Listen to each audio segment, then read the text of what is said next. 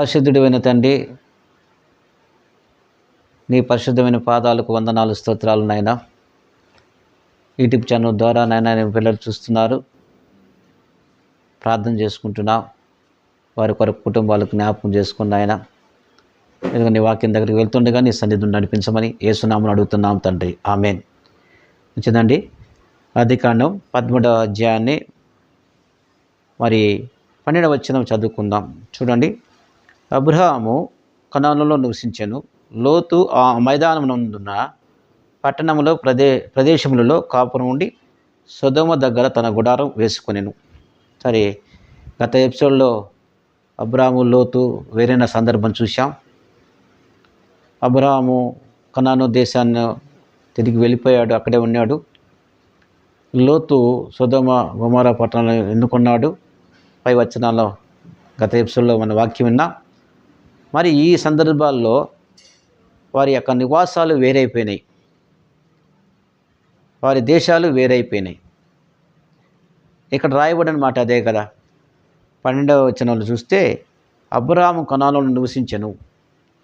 అంత మాత్రం కాకుండా లోతు ఆ మైదానమునందు ఉన్న పట్టణంలో ప్రదేశంలో కాపురం ఉండడమే కాకుండా సొదొమ దగ్గర తన గుడారం వేసుకొనెను.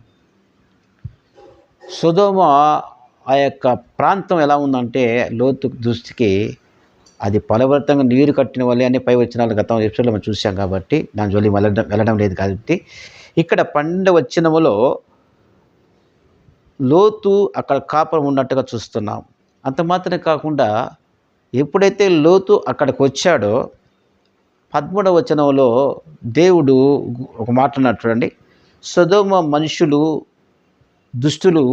దుష్టులను యెహోవా దృష్టికి బహుపాపులై ఉండేరి. ఇది సొదొమ మనుషులను రాయబడింది. అక్కడ ఎలాంటి వారంటే వీళ్ళు దుష్టులు. అంటే దేవుడు, మీకు గుర్తుందా వాక్యం? కీర్తన గ్రంథంలోనే మొదటి కీర్తనలో మొదటి వచనంలోనే దుష్టుల ఆలోచన చొప్పున నడవక, పాపుల మార్గంలో నిలవక, అపహాసకులు కూర్చుండక అనే మాట అక్కడ కనబడుతుంది. ప్రారంభంలోనే కీర్తన గ్రంథంలోనే మొదటి అధ్యాయంలోని మొదటి వచనంలోనే దుష్టుడు అనే మాట కనబడుతుంది. ఎవరా దుష్టుడు అంటే సాతానుడు. అదే ఆ సాతానుడు సొదొమ పట్టణములో ఆ గొమొర్రా పట్టణంలో కలిసి ఉన్నప్పుడు అక్కడ ఉన్న మనుషులు, ఆ వాతావరణం, ఆ ప్రాంతం కూడా ఏమైపోయింది? యెహోవా దృష్టికి వారందరూ పాపులై ఉండేని రాశాడు. వారందరూ కూడా దుష్టులను రాశాడు. అంటే వారు దేవునికి వ్యతిరేకమైనటువంటి పాపం చేస్తున్నారు. ఒకరికొకరు వ్యభిచరించుతూ, ఒకరికొకరు తాగుతూ,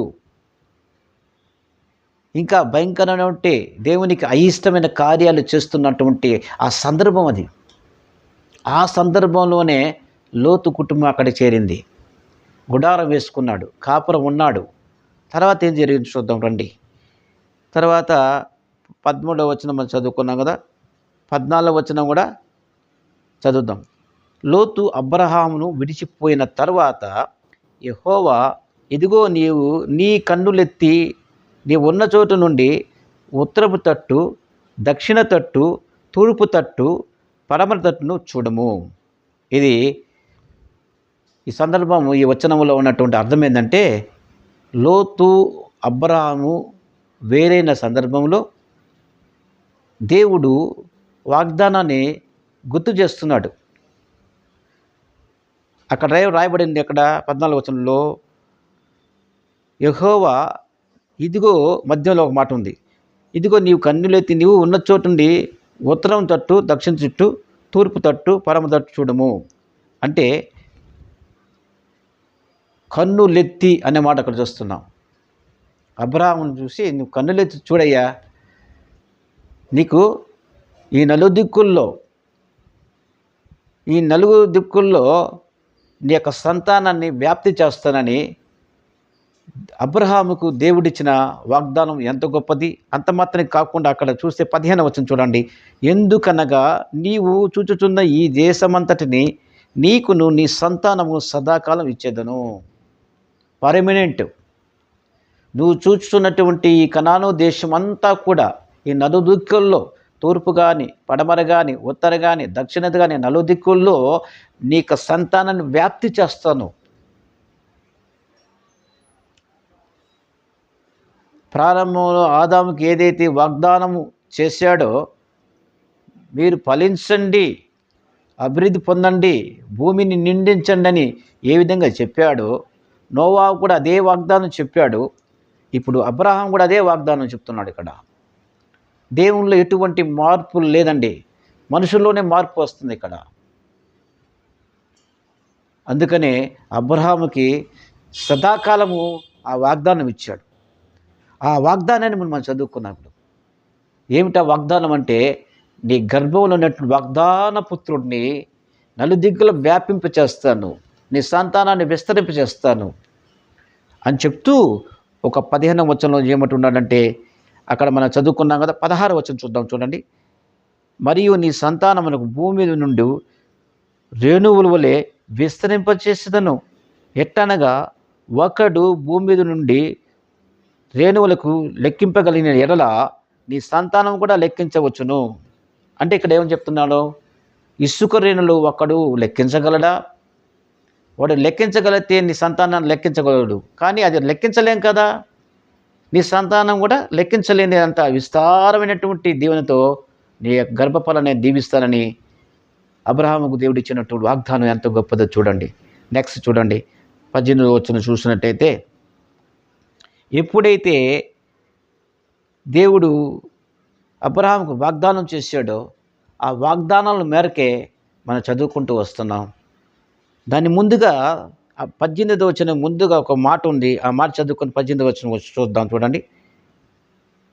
నీవు లేచి ఈ దేశం యొక్క పొడవును వెడల్పును దానిలో సంచరించము, అది నీకు ఇచ్చిన అబ్రహాంతో చెప్పాను. చూసారా, నువ్వు లేయి.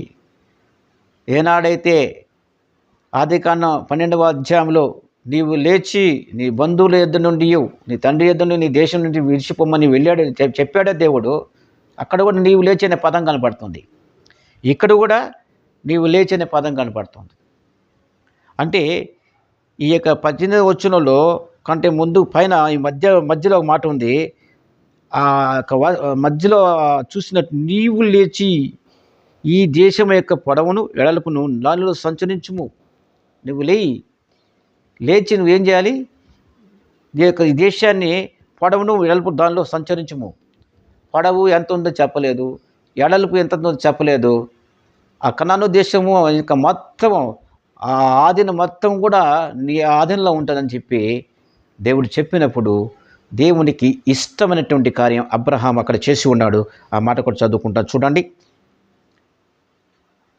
18వ వచనం చూడండి. అప్పుడు అబ్రహాం తన గుడారము తీసి హెబ్రోన్లోని మమ్రే దగ్గర ఉన్న సింధూర వృక్షం నుండి దిగి అక్కడ యెహోవాకు బలిపీఠం కట్టెను. తన వేసుకున్నటువంటి గుడారాన్ని తీసేసాడు. ఆ గుడారములో వారు కుటుంబంగా నివసిస్తున్నారు అక్కడ. ఎప్పుడైతే దేవుడు ఈ వాగ్దానం చెప్పాడో, అబ్రహాం విన్నాడో, గుడారాన్ని వెంటనే తీసివేసేసి హెబ్రోన్లో ఉన్నటువంటి దగ్గరికి వెళ్ళి, మమ్రే దగ్గర ఉన్నటువంటి సింధూర వృక్షం దగ్గరికి వెళ్ళి అక్కడ యెహోవాకి ఏం చేశాడు?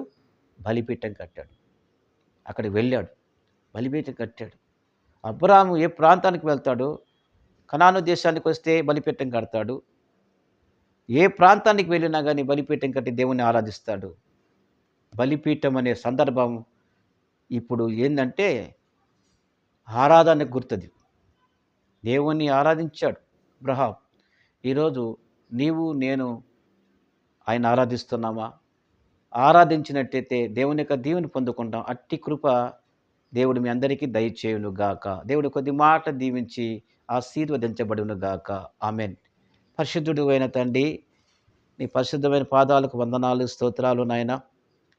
ఇదిగో ఆదికాండం 13వ అధ్యాయంలో తండ్రి అబ్రహాం గురించి, లోతుని గురించి నాయన నీ దాసునంట గురించి మీరు మాట్లాడిన ప్రతి మాటని జ్ఞాపకం చేసుకుంటున్నాం ప్రభా. మా అంతరంగాల్లో ప్రభా మీరున్నారు. వాక్యం విన్నవారు ప్రభా తండ్రి, వారు ఎల్లప్పుడూ కూడా కుటుంబంగా ఆరాధించే భాగ్యాన్ని ప్రతి కుటుంబానికి దయచేయమని యేసు ప్రభు నామం పేరిట ప్రార్థిస్తూ ఉన్నాం తండ్రి. ఆమెన్. మన తండ్రి అయిన దేవుని యొక్క ప్రేమ, ప్రభు అయినటువంటి యేసుక్రీస్తు యొక్క కృప, పరిశుద్ధాత్మక నిత్య ఆదరణ సావాసమును ఈ కార్యక్రమం వీక్షిస్తున్న ప్రతి ఒక్కరికి వారి కుటుంబాలకును ఇది మొదలుకొని సదాకాలం తోడే నడిపించును గాక. ఆమెన్. ప్రభునామంలో మీ అందరికీ వందనాలండి.